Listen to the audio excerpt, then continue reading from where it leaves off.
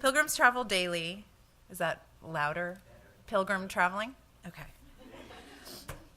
Okay.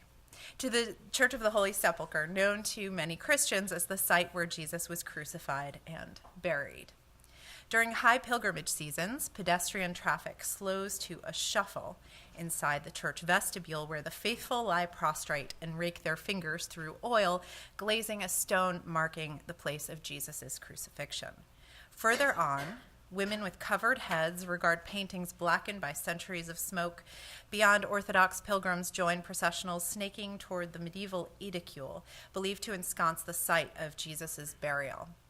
Whispers, footsteps, and chanted prayers swell into murmurs as light from dusty sunbeams and faltering candles flickers off icons and metallic vestment threads. Smoky air, redolent of frankincense and honeyed candle wax, passes slowly through the nostrils and lungs. Centuries of visitors have written about their departures from the church as changed people, dramatic encounters with its relics, prayers, light, smells, and tastes affected their profound physical and emotional transformations. But however well documented are the impacts of the church on its pilgrims, considerably less noticed are the impacts of pilgrims on the church. For instance, over time, let's see if this works. Yes. For instance, over time, the faithful have carved thousands of small crosses, crests, cryptograms, and names, as well as actual prayers written in Greek, Latin, Arabic, Armenian, Ethiopic, and Georgian, which seek remembrance and blessings for individuals and for their families. They've carved these into the building's portals, facade, stairways, and altars. And you can see some inscriptions carved here into the front wooden doors. Modern pilgrims rarely see these markings, even when kissing the columns they adorn, partly because their vision is selective. Graffiti, often associated with the most mundane or even profane of activities in Western societies, barely register with many visitors who look for and recall the holiest features of the space, such as relics and icons, which specifically resonate with them, and by holy, I mean holy to them specifically. Regardless of their ostentatious placement, then, the church graffiti remains strangely invisible, but they also remain indelible. They register among the few elements of the church shaped by masses of devotees of diverse origins and denominations who, over the centuries, wish to make their mark on this esteemed building. Unlike the prayers uttered in the building's semi-darkness, the semi-darkness, which I'm not showing you here, evidence for their acts remains permanently tattooed into the surface of one of the holiest sites of Christendom. Considerations of visitors' devotional experiences in a modern Christian pilgrimage church, and by modern I mean visible today, it's obviously not a modern church, would appear to offer little for those interested in Jewish prayer in late antiquity. First, the church remains an observable and defined locus of veneration and prayer, populated by living pilgrims and tourists. Even its sensual and olfactory elements can be perceived. One can directly question pilgrims about their experiences, even if they would differently describe their ranging acts of prayer and feelings of being inside the space.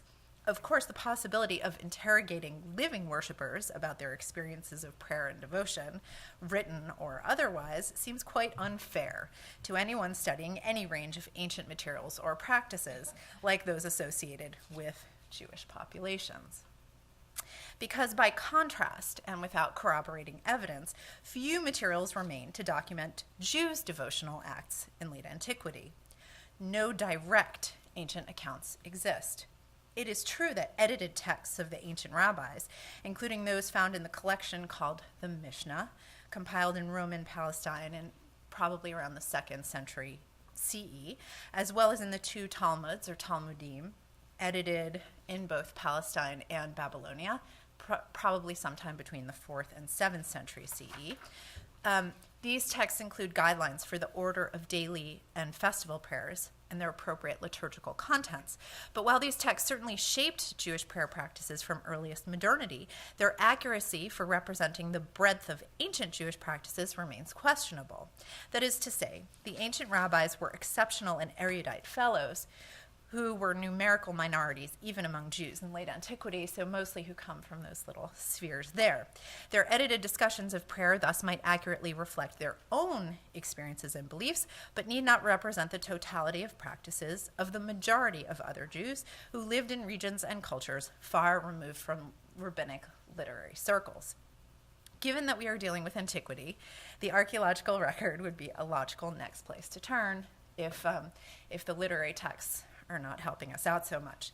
Monumental lithic and mosaic inscriptions found throughout the Mediterranean, which record the generosity of synagogue patrons, men and women, Jews and non-Jews alike, who donated money or objects, sometimes to repay vows for the construction and beautification of synagogues, seem like a good place to which to turn to investigate Jewish devotional practice. These inscriptions, after all, solidly document one genre of ancient Jewish devotional praxis, whereby 1, gifts were donated to synagogues, 2, professional scribes or artisans were commissioned to sort of commemorate those donations in text, that were 3, publicly displayed to trumpet their commissioners' good deeds. But formal donations and their advertisement surely comprised only a fraction of the devotional behaviors enacted by Jews throughout the Mediterranean. Without supplementary information, however, other types of devotional practices, which Jews once conducted, appear to be impossibly and disturbingly remote. But in this respect, our virtual visit to the Church of the Holy Sepulchre is helpful, because just as pilgrims often overlook the graffiti prayers apparent throughout the church, which request that their inscribers be remembered and blessed, so too have scholars ignored comparable traces of graffiti associated with ancient Jewish populations throughout the Mediterranean. But they too exist. In fact, I argue today that some of the most apparently mundane of ancient data, including graffiti, offer new insights into otherwise elusive practices of devotion among late ancient Jewish populations. Graffiti associated with ancient Jews have never been collected and are often hard to root out, as they are written in ranging ancient languages and scripts from Hebrew and Aramaic to Greek, Nabatean, Lihionite, and Arabic, and are published in diverse scholarly languages, including Arabic. They are also found in presently politically contested regions, such as modern Syria and the Sinai Peninsula. Graffiti associated with Jews, moreover, abound in surprising ancient contexts, in cemeteries of Rome, Malta, and Israel, in pagan sanctuaries found in modern Egypt and Lebanon, inside the famous synagogue of Dur Europos in Roman Syria, and even in the desert cliffs of the Sinai and northwestern Arabia. These regions were all touched and diversely shaped by the cultural universes of ancient Rome. Today, in the time that remains, I will particularly focus on graffiti discovered in these outer reaches of the Roman world, Arabia, encompassing regions of modern Egypt, a little bit, Jordan, and Saudi Arabia. This geographic range might seem like a strange choice, given the focus of this symposium on writing in Europe. But by late antiquity, Rome, too, had left its mark on the broader Arabian world. Examples of Jewish graffiti from this region thus offer new, if subtle, insights, both into otherwise obscure and undocumented Jewish devotional and prayer practices in antiquity, and into the complexities of hegemonic and regional cultures in contact. So first, as we look at another map of the region, what do I mean by graffiti? Here I use the term as a shorthand in the collective plural to encompass all forms of non-monumental writing, whether textual or figural, which their authors directly scratched or painted throughout surfaces or buildings, or even in some cases movable objects. Use of an artificial and anachronistic category that groups together diverse types of writings necessarily betrays authors' original understandings of their actions. But as Juliet has amply demonstrated, the porous category is often useful to think with and to highlight otherwise neglected and continuous modes of writing and decoration. Additional concepts also require some unpacking. The first of these are devotion and prayer. Today I use these terms in the most expansive way possible to classify any sort of effort on the part of inscribers to solicit the attention and consideration of a deity and or to praise or communicate with him or her, in addition to perhaps a human audience. One might ask also, in this context, what associates a graffito in any way with Jewish populations? Here, I associate graffiti with Jews if they include diagnostic names, terms, titles, images, languages, and scripts.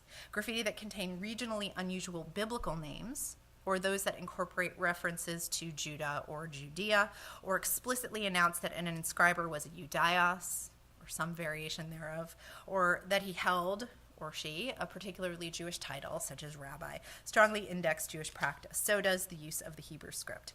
Several examples of graffiti from Arabia meet such criteria and merit consideration here.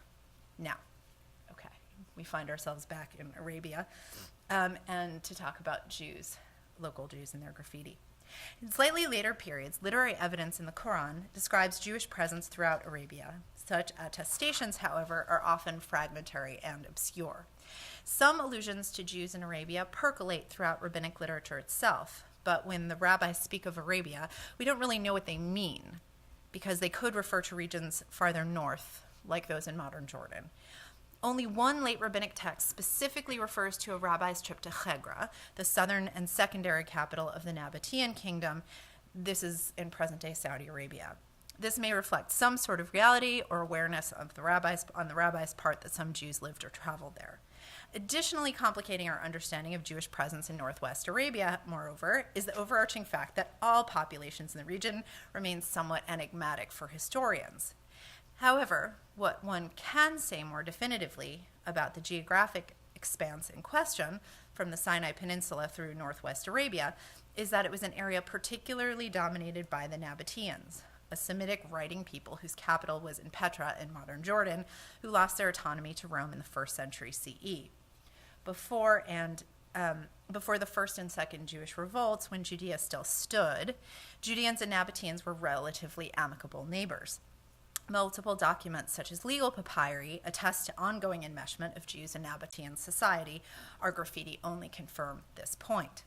We also know that throughout antiquity, the resources of northwest Arabia and the Sinai Peninsula were unparalleled in many respects. For hundreds of years, the incense trade sustained a transport economy in northwest Arabia, where caravans carried northward frankincense and myrrh for export to Rome and elsewhere in the empire. Additionally, and for thousands of years, even preceding this, Egyptians had mined for copper and turquoise in the Sinai Peninsula. Natural resources thus sustained local populations and presumably drew others to the region, including Jews, to participate in their trade and transport. Mortuary remains definitively demonstrate that some Jews settled in Arabia by the 1st century CE. One monumental step tomb from Hegra, the southern capital of the Nabatean kingdom, which dates to the 1st century, for example, included an epitaph in Nabatean Aramaic script which commemorates the tomb which Shubaitu, son of Aliu the Jew, or Yehudia, made for himself and his children and for Amirat, his wife. So this is an image of Hegra, and for those of you who've visited Petra, you'll see great similarities because the same people are carving stone in similar ways. Graffiti likewise document the presence of Jews nearby. Of these examples, most derive from Hegra and Al-Ula, nearly 20 kilometers away. Let's see if we have our map here, and you can see where the arrows are down there. Both were important regional stops along the incense route, and most, like the epitaph above, are inscribed in the local Nabatean Aramaic script. So most of the graffiti carved throughout the hills there are carved into the same script. Some graffiti associated more tentatively with Jews by a single name includes signature graffiti from Hegra, including one for a certain Daniel. Extensive signature graffiti that include more diagnostic patronyms and personal names include one written by a certain Abiya, son of Salmu, in Al-Ula. Other signature graffiti with Jewish names and patronyms are preceded or followed by the word shalom or its local variant, such as the Nabatean Aramaic text, which reads greetings or farewell. It's the SLM root, Joseph, son of Yehu. In this Semitic speaking and writing region, however, this root, which we know today as shalom, is a word common in multiple surrounding graffiti. It is not particular to Jews at all. All such graffiti appear on the limestone cliffs amidst countless other examples containing locally typical names. Other texts request that named individuals be remembered well, both in Nabatean Aramaic, such as in a text that says, "May Lachmu, son of Yehuda, be remembered well." The root is dakir, Latov, at the end, or B'tov.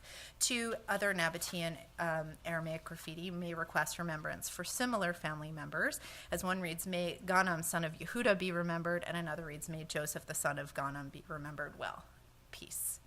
Other categories of textual graffiti in Hebrew or Hebrew Aramaic from this and surrounding regions specifically request blessings rather than remembrance for their inscribers. These include a Hebrew Aramaic graffito with uncertain dates from Al-Ula.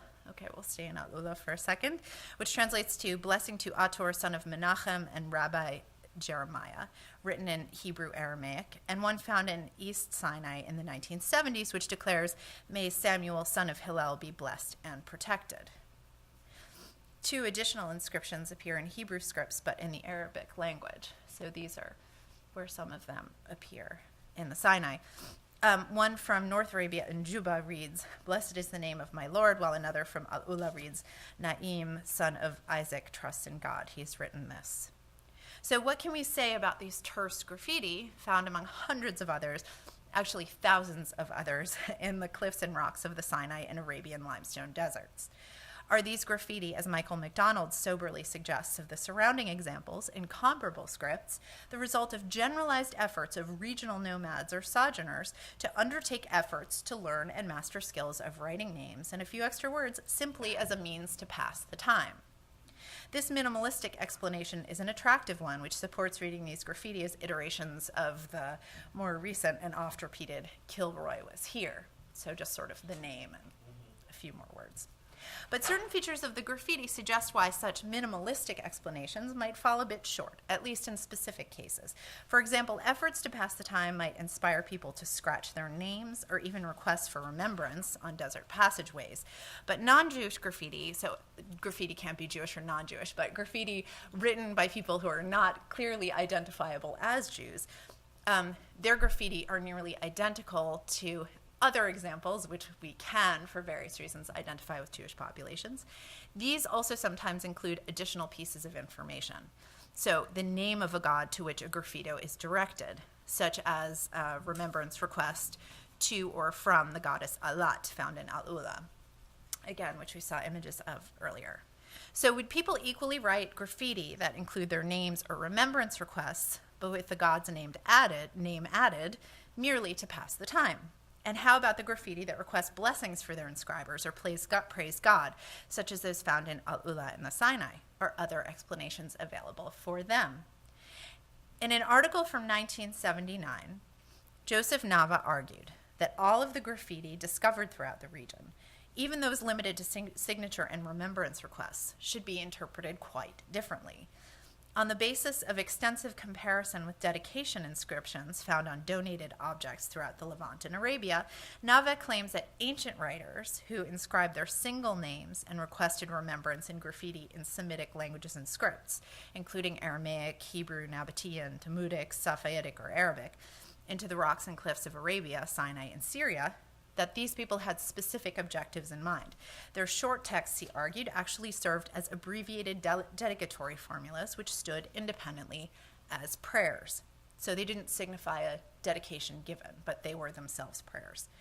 Graffiti that include the names of gods to which prayers were directed offer more complete manifestations of the pattern, which read in their entirety, "Blessed be such and such." Blessed be, or remembered be in peace, such and such, a personal name, for good before the deity in question. More complete formulations of this graffiti are associated with Jewish populations in other regions, such as Syria. So we see them, so these are again from Sinai, but these appear actually along the walls of the synagogue in Dura Europos. So we find them in Syria, these inscriptions, these graffiti again, that ask for remembrance, but sort of give the epithet of the deity they're naming in Syria. But according to Nava's argument, every type of graffito, regardless of Jewish or non-Jewish association, from the signature to the remembrance or blessings request to the greeting, would be an abbreviation of that extended form. Arabian graffiti of Jewish and non-Jewish authorship reflect this type of reading, particularly those that specifically request blessings for the inscribers. One might carve a message to request blessings from passers-by, but what would be the mechanism of the efficacy of that statement. So from whom do you really request a blessing? Perhaps, as the extended formula suggests a deity or deities. Blessings and remembrance graffiti, in so doing, might then constitute a type of written prayer or request to the divine, however humble their appearances and however apparently random their placement on the rocks. Jews, just like their peers throughout Arabia, the Sinai Peninsula, and elsewhere, wrote such graffiti to appeal to their own God.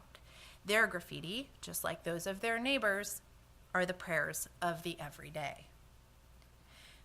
Scholars, reliant on evidence from rabbinic texts and monumental dedicatory inscriptions, commonly approach the prayer or devotional practices of Jewish populations as somehow intrinsically different from their neighbors. These tendencies may relate to expectations about Jewish distinctiveness and about the role biblical scripture and interpretation might play in shaping Jewish prayer. But examinations of graffiti as prayers, by contrast, support an opposite conclusion, that in many ways, perhaps, Jews in Northwest Arabia and elsewhere used writing to document their prayers or as an expression of prayer in ways which were barely distinguishable from those of their neighbors. Attention to devotional graffiti, however diffuse and varied it might be, offers new insights into the dynamics of Jewish prayer in antiquity and highlights the degree to which regional Jewish behaviors were shaped by, as well as responded to, practices of neighboring populations in the Romanized East. By chronicling the geographic expanse of the regions in which these graffiti are written, as well as briefly comparing these examples to analogs among non-Jewish populations, we not only gather more important details about ancient Jewish prayer, which is otherwise so elusive, but we also gain better insights into how Jews' acts of prayer, simultaneously so stylized but possibly still so personal, might have been shaped by broader cultural experience. Jews and their peers throughout the wilderness used rudimentary tools such as rocks or knives to carve messages into stone. In so doing, they both subtly reshaped the barren landscape and called to the divine who presided over it. Like centuries of inscribers in the Church of the Holy Sepulchre and other pilgrimage sites, these inscribers wished for their prayers to be witnessed, whether in holy places or in the open expanse of a God's domain, to be witnessed and blessed before humans, but also perhaps before the divine. Thanks so much.